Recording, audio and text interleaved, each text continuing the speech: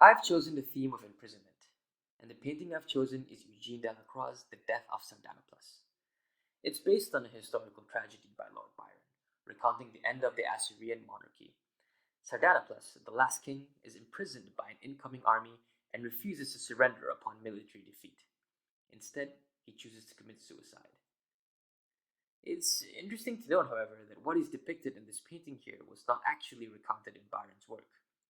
What is depicted comes from Delacroix's imagination of how Sardanapalus reacts to his imprisonment.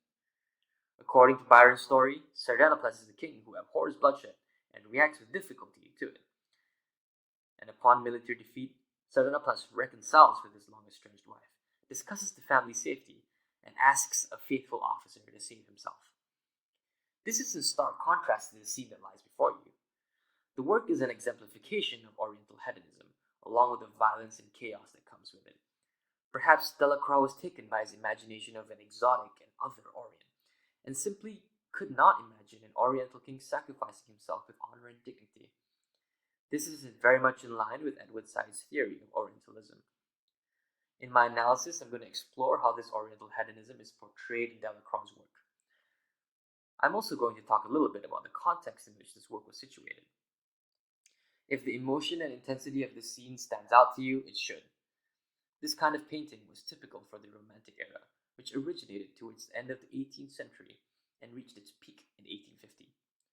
The Romantic era was known for the subtle and stormy expression of emotion. It was really a response to the clean structure of neoclassical art during the Enlightenment.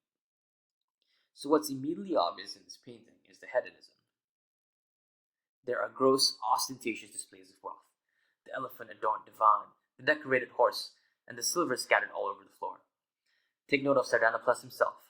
Dressed in swaths of white and adorned with jewelry, he exemplifies nobility and luxury. In fact, his pose is reminiscent of a classical statue, like David's Michelangelo. This material and social wealth, when combined with the bodies of voluptuous naked women, is what truly makes the scene hedonistic. The first thing that caught my eye in the scene was the woman's bare buttocks near the bottom right of the painting. It's almost as if Delacroix deliberately positioned it there and colored it vividly to catch the viewer's eye. Also, take a look at the pure violence and chaos in the scene.